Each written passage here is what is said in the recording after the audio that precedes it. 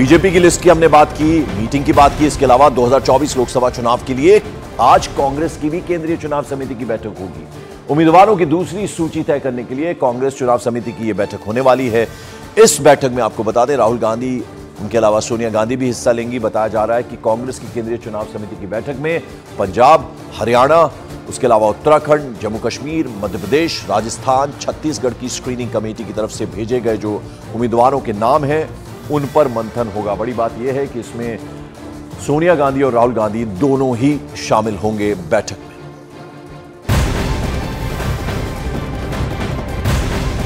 Morning prime में बड़ी खबर, हरियाणा के सोनीपत में रविवार सुबह एक शराब कारोबारी की गोली मारकर हत्या कर दी गई। मुरथल के गुलशन ढाबे पर बदमाशों ने करीब 30 राउंड फायरिंग। इनमें कारोबारी की मौके पर ही मौत हो गई। घटना के बाद बदमाश वहां से फरार हो गए।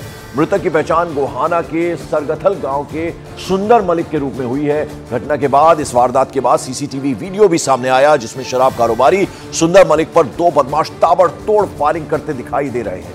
इस दौरान उसने एक बदमाश को दबोचने की कोशिश भी की। वहीं दूसरा बदमाश अपने साथी को छुड़वाने के लिए गोली मारता नजर आ रहा है। फिलहाल आरोपियों की गिरफ्तारी के लिए पुलिस की 8 से ज्यादा टीमें छापेमारी कर रही हैं। तो किस तरह से गुलशन ढाबा मुरथल में, जहां एक शराब कारोबारी की गोली मारकर हत्या कर दी गई, बाकायदा संघर्ष करता हुआ ये शराब कारोबारी नजर आया, लेकिन दूसरा जो शख्स था उसने अपने साथी को छुड़वाने के लिए ताबड़तोड़ गोलियां बरसा दी। आप देखिए किस तरह से ये संघर्ष करता हुआ नजर आ रहा है, लेकिन एक के बाद एक गोलियां दाग दी गई और ये दोनों ही बदमाश वहां से फरार हो गए। सीसीटीवी की मदद से अब पुलिस की 8 टीमें जो हैं वो इन दोनों की तलाश कर रही हैं।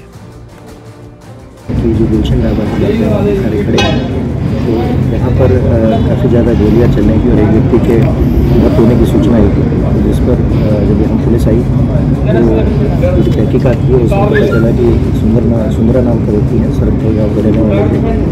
तो उनको कुछ लोग जो हैं, जो अभी तक उनकी पहचान नहीं हुई है, वो लोग काफ़ी ज़्यादा गोलियाँ मार करके और फिर यहाँ से चले गए। इसमें करीब 20 से ज़्यादा गोलियाँ की चली। हमारी जितनी भी क्राइम टीम्स हैं वो सारी मौका पर पहुँच चुकी हैं और उसके अलावा बाकी जो है रूट्स वगैरह उनको भी देखा जा रहा है और जो गाड़ी आइडेंटिफाई हुई उसको भी कोशिश कर रहे हैं कि वो भी ट्रेस हो।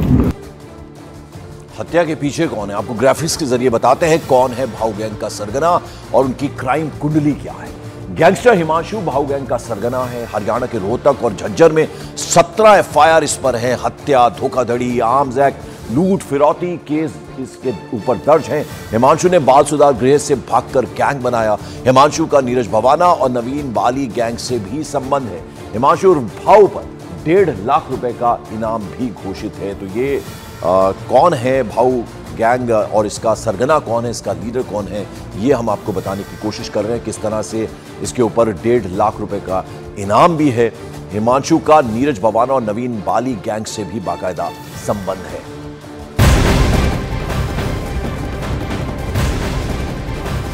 मॉर्निंग प्राइम में एक और बड़ी खबर, डीएमके नेता उदयनिधि स्टालिन की मुश्किलें बढ़ सकती।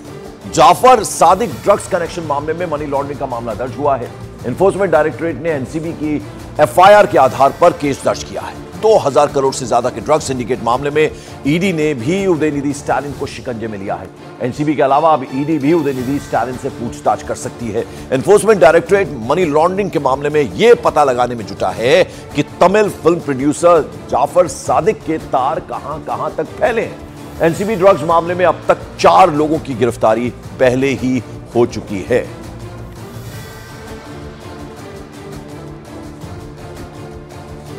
और जाफर सादिक से पूछताछ में एनसीबी सूत्रों का बड़ा दावा है कि किस तरह से इसने ये जो गैंग है ये बना है। और एनसीबी के खुलासे में सामने बातें आई हैं। जाफर सादिक से एनसीबी की पूछताछ में ये बड़ा पर्दाफाश हुआ। उदयनिधि स्टालिन को 7 लाख रुपए देने का दावा किया गया है और अब उदयनिधि स्टालिन की इससे मुश्किलें बढ़ती हैं। रिलीफ फंड के लिए 5 लाख रुपए देने का भी इस पर आरोप है।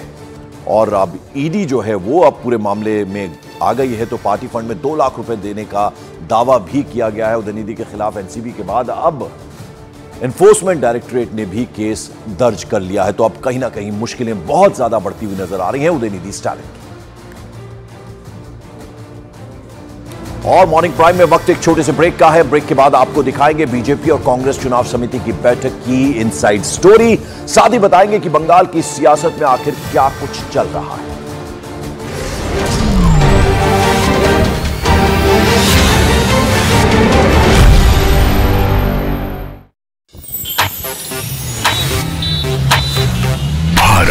is rising. अब भारत की विकास यात्रा रुकने वाली नहीं है। $5 ट्रिलियन इकोनॉमी की ओर सुरक्षित और समृद्ध भविष्य का मार्गदर्शक, दुनिया के लिए स्वास्थ्य सुविधाएं विकसित करने का संकल्प, वर्ल्ड लीडर्स के लिए उम्मीदों का केंद्र।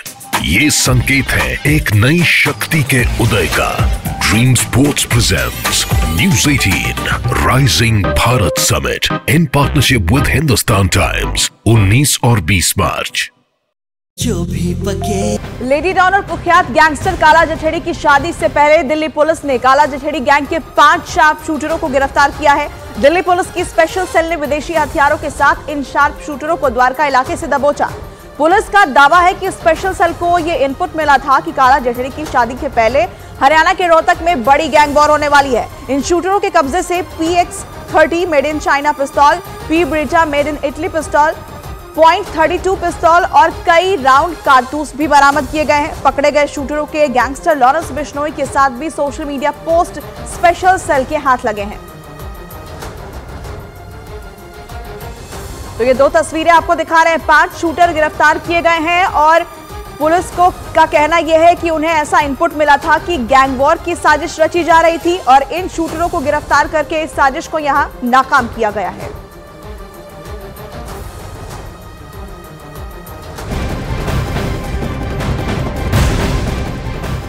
दिल्ली के राजौरी गार्डन इलाके में बदमाशों को पकड़ने गई पुलिस टीम पर हमला कर दिया। आरोपियों की तरफ से यह हमला हुआ। इस दौरान पुलिस कर्मियों और आरोपियों के बीच झड़प भी हुई। बताया गया कि दिल्ली की द्वारका पुलिस की टीम राजौरी गार्डन के रघुवीर नगर में आदिल नाम के लड़के से पूछताछ करने के लिए पहुंची थी, लेकिन पुलिस टीम पर आदिल के साथ कुछ लोगों ने हमला कर दिया।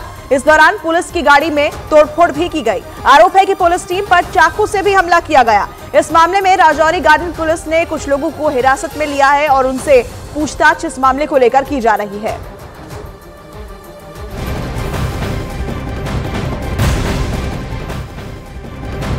दिल्ली से ये बड़ी खबर है, जहां रविवार रात बाप बेटी की हत्या से हड़कंप मच गया। घटना मालवीय नगर थाना इलाके के चिराग दिल्ली की है। आरोप है कि केबल का काम करने वाले बाप बेटे पर 4-5 लोगों ने चाकू से हमला कर दिया। पुलिस के मुताबिक इस वारदात को पुरानी रंजिश में अंजाम दिया गया है। डीसीपी साउथ ने आरोपियों को पकड़ने के लिए 5 टीमें भी बनाई हैं।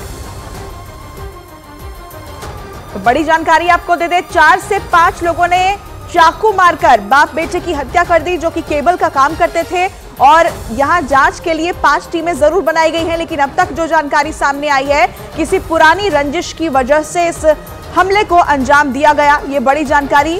दिल्ली में ये घटना होती है, 4 से 5 लोग चाकू मारकर बाप बेटे की हत्या कर देते हैं।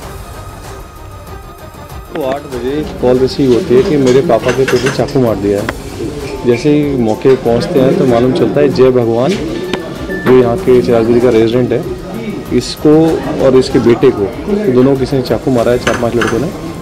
और फिर उनको हॉस्पिटल ले गए हैं। वहाँ पे दोनों ब्रॉड डेड हैं। इसमें फर्दर तफ्तीश आगे चल रही है।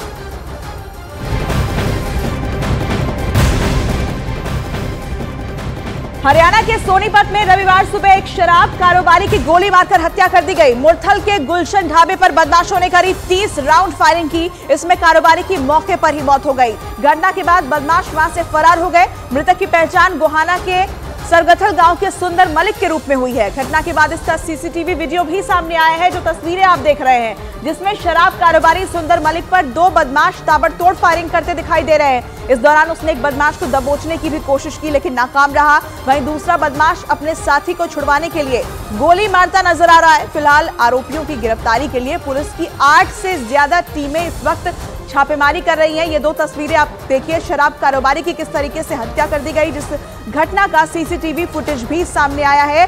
भाऊ गैंग ने इस हमले की जिम्मेदारी ली है, जिसके बाद पुलिस ने 8 से ज्यादा टीमों का गठन किया है, जो अलग अलग जगहों पर इन आरोपियों की धरपकड़ के लिए छापेमारी कर रही है।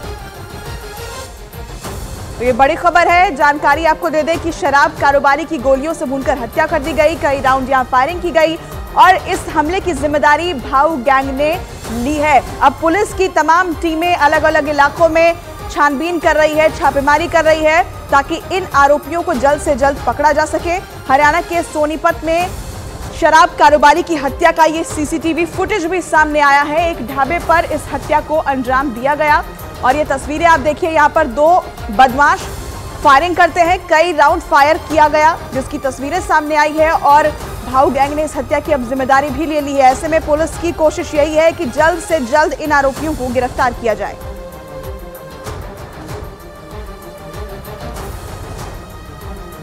जो गुलशन ढाबा सारे खड़े हैं, तो यहाँ पर काफ़ी ज़्यादा गोलियाँ चलने की और एक व्यक्ति के मौत होने की सूचना आई थी, तो जिस पर जब यहाँ पुलिस आई तो जो तहकीकात की है उसमें पता चला कि सुंदरा नाम का व्यक्ति है, सरकपुर गाँव के रहने वाले थे। तो उनको कुछ लोग जो हैं, जो अभी तक उनकी पहचान नहीं हुई है, वो लोग काफ़ी ज़्यादा गोलियाँ मार करके और फिर यहाँ से चले गए। इसमें करीब 20 से ज़्यादा गोलियाँ काफ़ी चली। हमारी जितनी भी क्राइम टीम्स हैं वो सारी मौका पर पहुँच चुकी है और उसके अलावा बाकी जो है रूट्स वगैरह उनको भी देखा जा रहा है और जो गाड़ी आइडेंटिफाई हुई है उसको जो कोशिश कर रहे हैं वो भी ट्रेस हो।